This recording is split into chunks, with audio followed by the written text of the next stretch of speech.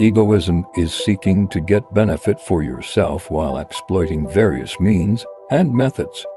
This property naturally occurs in all life forms. It would be impossible to survive in physical reality without it because it is the main source of motivation to fulfill the main existential needs.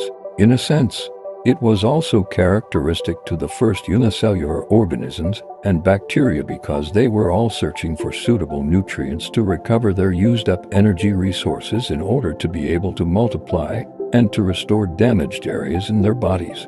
Later, during the processes of evolution, the structure of organisms were getting more complex because the conditions of their living environment were constantly changing and various new factors were emerging which were causing direct or indirect effect to living organisms.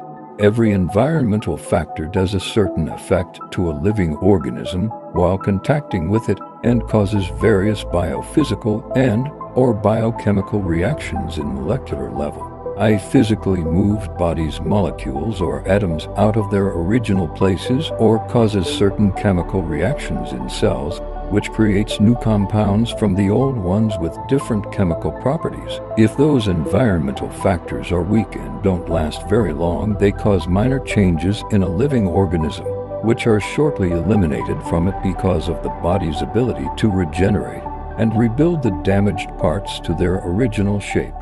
However, if an organism confronts with strong environmental factors, the consequences could be irreversible. It all depends on the strength of an environmental factor and on the body's resistance to that factor. If the resistance is too weak, that factor would destroy that area where the contact would appear, or it would change its physical or chemical structure so heavily that it would no longer be able to perform its original functions. Meanwhile, an environmental factor of average strength, which doesn't have enough energy to destroy the vital parts of an organism but causes sufficient amount of large-scale changes, it partly affects the DNA structure. The DNA structure's alteration results in developing new properties.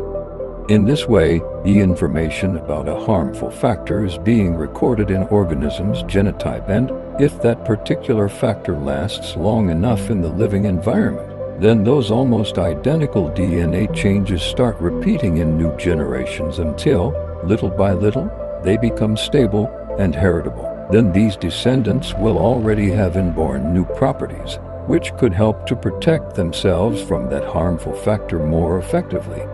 The more generations are being affected by the same factor during their lifetimes, the more effectively their DNA structure adapts to these conditions until it gradually develops full resistance to that factor and it loses its harmfulness for that reason. In this way, organisms adapt to their living environment. Adaptation is the basis for evolution.